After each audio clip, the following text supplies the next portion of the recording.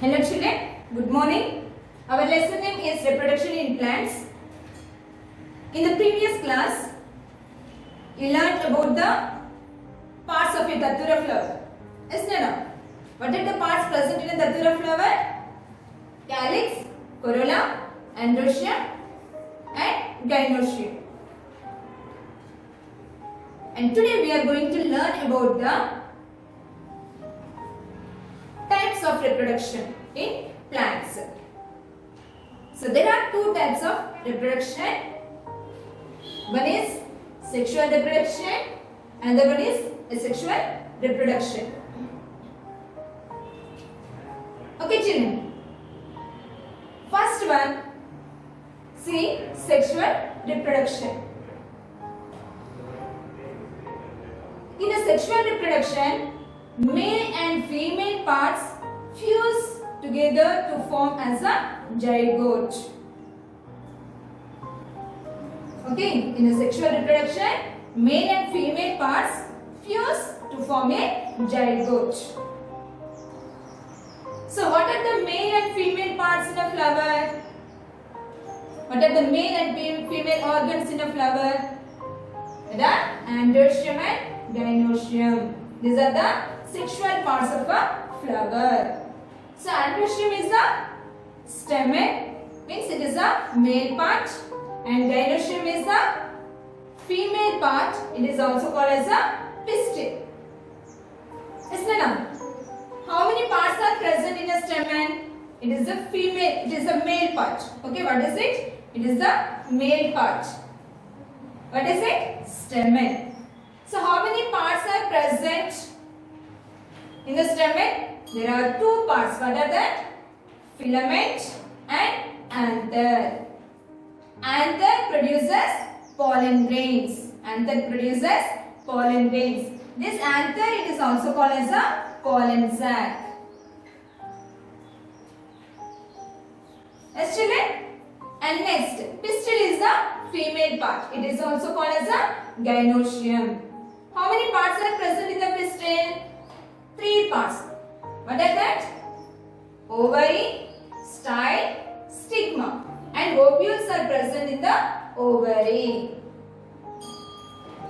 Okay children. So here, in the sexual reproduction, the ovary changes into fruit and ovules changes into seeds.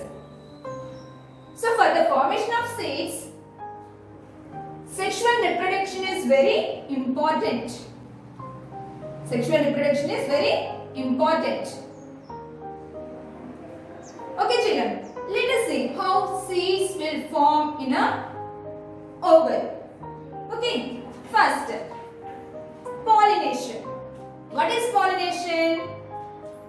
The transfer of pollen grains from anther to stigma is called a pollination. Here, see.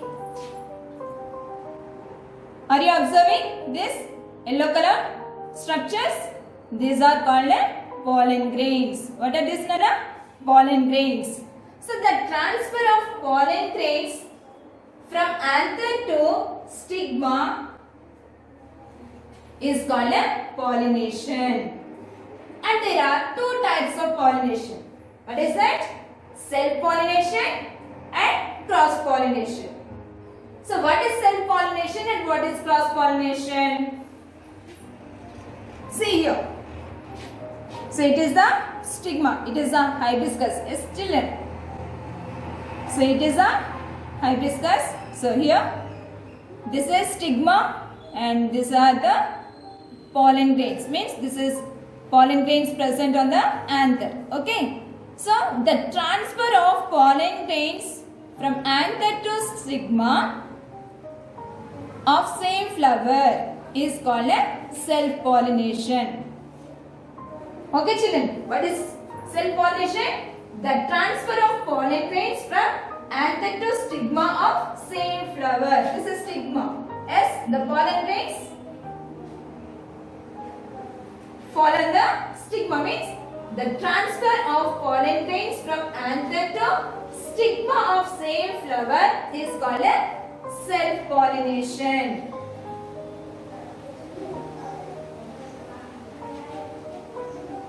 Next, cross pollination. What is cross pollination? The transfer of pollen grains from one flower to stigma of another flower. The transfer of pollen grains from anther of one flower to stigma of another flower of same species. These two are same species. Yes or no? Of same species is called a cross pollination. Means like this.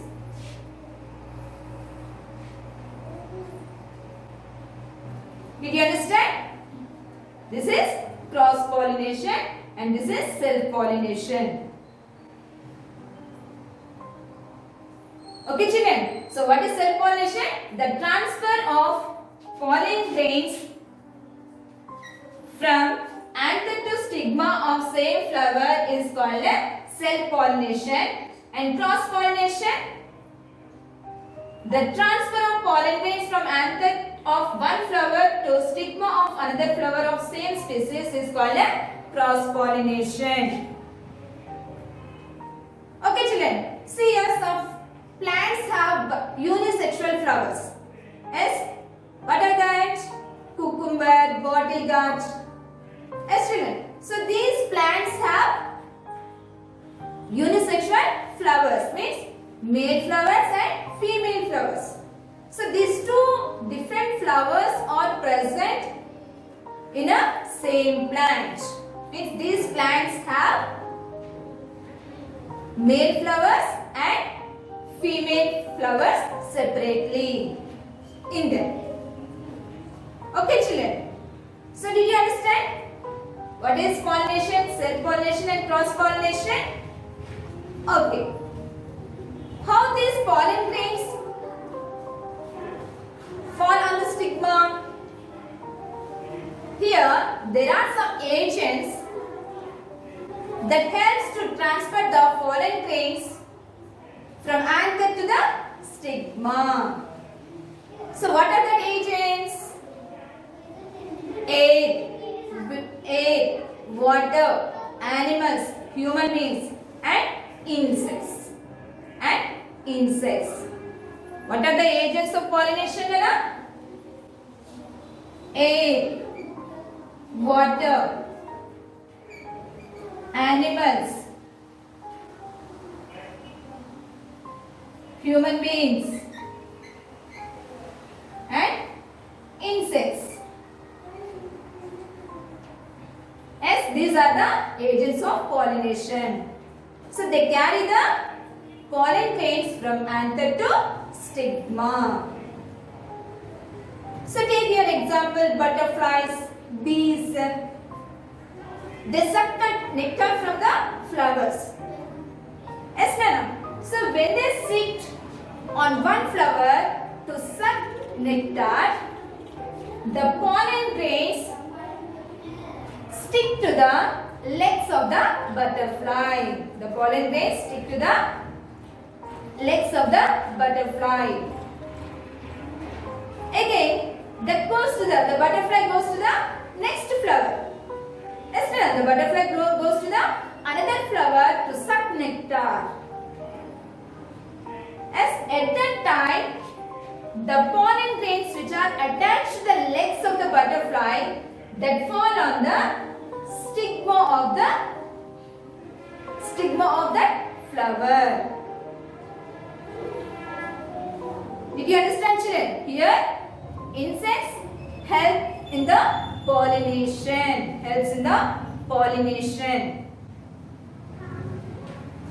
Did you understand, children?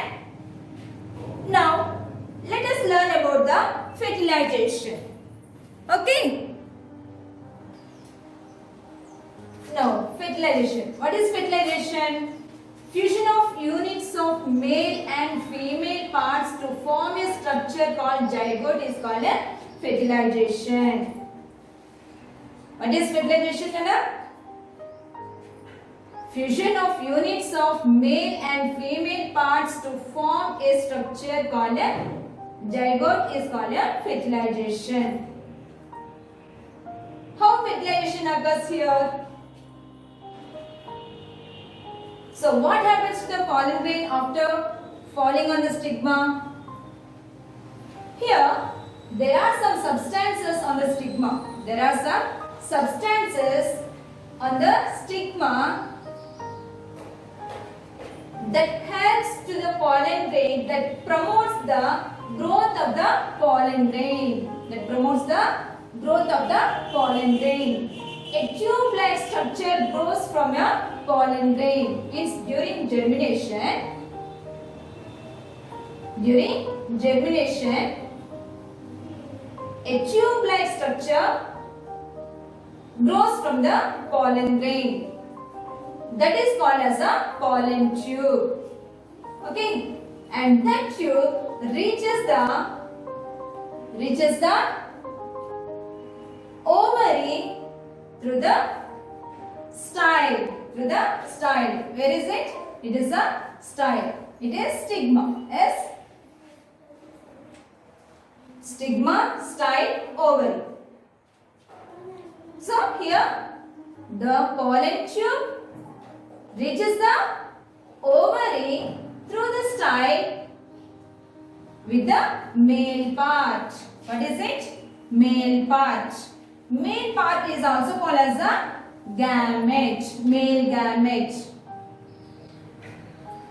Male gamete. Okay, Nana. Here the male part fuse with the female part of the ovule. Female part of the ovule in the ovary. What is that called? What is that female part? It is also called as a female gamete.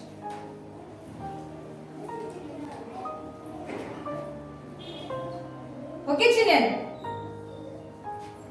So the fusion of units of male and female gametes to form a structure called zygote is called a fertilization. Did you understand, children?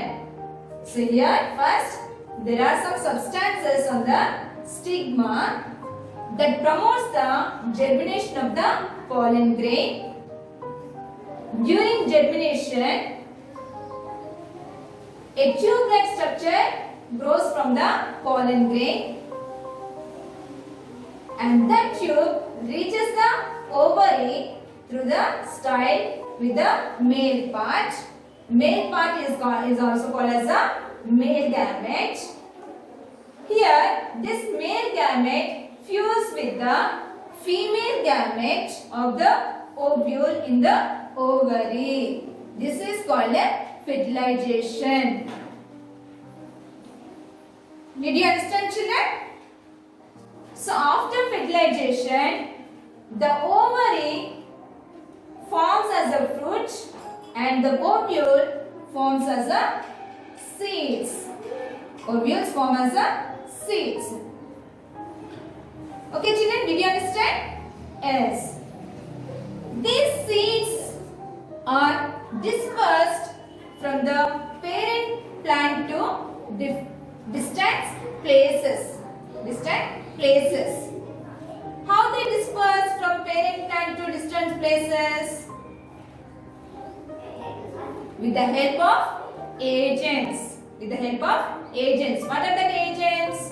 Air, water, human beings, animals, birds. So these agents help the seeds to disperse from one place to another place. And when they get suitable condition, when the seeds get suitable conditions or favorable conditions, they grow into a new plant. Did you understand, children, up to here? What is sexual reproduction? In a sexual reproduction, male and female gametes fuse to form as a zygote, and zygote undergoes some changes to form as a seed. Okay, and seed develops into a new plant. So here in the sexual reproduction, the plant reproduces through seeds. seeds. So what is sexual reproduction? Production of baby plants or offspring from the zygote is called sexual reproduction. Okay children. Next, asexual reproduction. Some plants reproduce through the parts of the plant other than the flower. Some plants reproduce through the parts of the plant other than the flower. That is called asexual reproduction. Okay children. So what are the other parts of the plant? Roots, leaves, stems. Roots, leaves, stems. So some plants reproduce through roots, stems, leaves, and some plants reproduce through buds and spores. So which plants reproduce through buds and spores? Non-flowering plants. Non-flowering plants reproduce through buds and spores. Okay children. So first, vegetative reproduction. So what is vegetative reproduction? Production of new plants from vegetative parts of a plant, that is root, stem, leaf, is known as a vegetative reproduction. What is vegetative reproduction, Nana? Production of new plants from vegetative parts of plant, that is root, stem, leaf, is known as a vegetative reproduction. Means some plants reproduce through stems, some plants reproduce through roots, and some plants reproduce through leaves. Yes, did you observe any time the potato? Yes, so we can observe many depressions on a potato. Yes, many depressions on the potato. Yes, Nana. What are that called?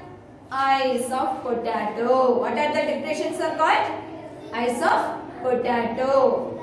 So new plants grow from the eyes of the potato. Eyes of the potato. So potato is the underground stem. It is a modified stem. So new plants grow from the modified stem of the potato. Okay children. So new plants grow from the eyes of the potato. So it is a potato is a modified stem. Okay children. So do this activity. So cut the potato into pieces, into small pieces, and ensure that each piece must have the eye. Okay. So keep that piece of potato which have eyes in the soil. New plant grow from the eyes of that potato. Okay children. Next. What is it? Bryophyllum. What is it, Nana? Bryophyllum. Bryophyllum plant reproduce through leaves. Reproduce through leaves. See, we can see. So the leaves of the bryophyllum have buds on their edges. See here. So the new plants grow from the edges of these leaves. See here. See here. So new plants grow from the edges of these leaves. Are you observing? Yes. So bryophyllum reproduce through leaves. So potato, new plants grow from the eyes of potato. So potato is a modified stem. Bryophyllum, new plants grow on the edges of the leaves. So bryophyllum reproduce through leaves. Okay, and some other plants reproduce through stem cuttings. So rose, hibiscus and jasmine. So take these stems of these plants. Take or cut the stems of these plants and keep in the or plant in the soil. Plant in the soil. After few days, new roots develop from the stem. New roots develop from the stem and small baby leaves also arise from the stem. Okay children, so rose, hibiscus and jasmine produce new plants to stem cuttings. Okay children, and some plants reproduce through roots. What are that? Sweet potato, carrot, beetroot, turnip. These plants reproduce through roots. Okay children. Next, budding. Example, yeast plant. So we use this yeast to ferment the food items. To ferment the food items means to make food products. So we make cakes, jalebis, bread. Yes, Nana. So before making these food items, they ferment these food items by adding some yeast. Okay, children. So yeast is a plant. Yeast is a plant. It reproduces through buds. So a small bulb-like structure grows from the yeast plant. A small bulb-like structure grows from the yeast plant, and these bulbs are called buds. So when it grows, it separates or it breaks from the parent plant and live independently. Okay children, it breaks from the or it separates from the yeast plant and it lives independently. Okay children, so this type of reproduction is called a budding. Okay children, next, spore formation. What is the next one? Spore formation. So we can observe the sponge-like structures that grow on spoiled food items. Spoiled fruits, bread and rice, vegetables. Yes children. So what is it? It is a fungus. So here we can observe the dark color or sponge-like structures that grows on a bread. Yes children. Here they reproduce, these fungus reproduce through spores. So we can observe the bulb-like structures in a bread mold. These are called the sporangium. These bulb-like structures are called a sporangium. Okay children. So these sporangium have seeds. So here these seeds are called spores.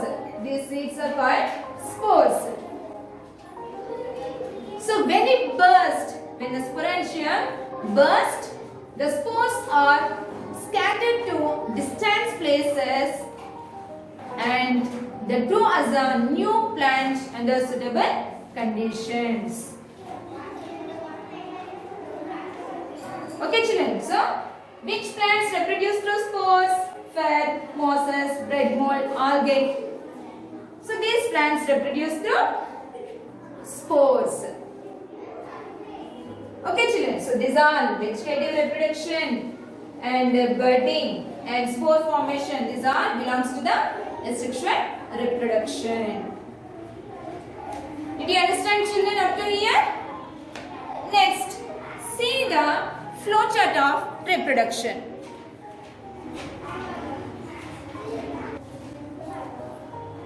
Now see the flowchart of reproduction.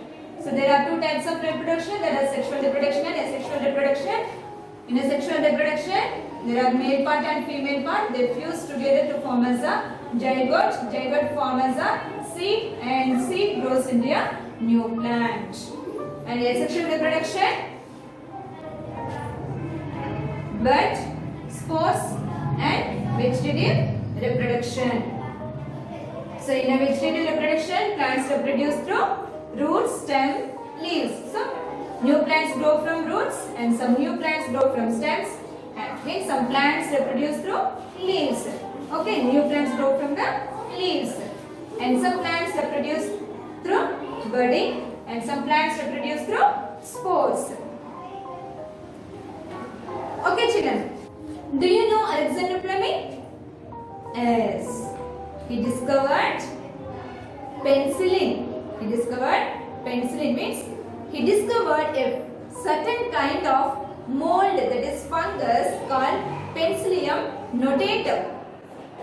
Penicillium notatum, and it produces a substance that is called a penicillin. Penicillin cures the diseases caused by the bacteria.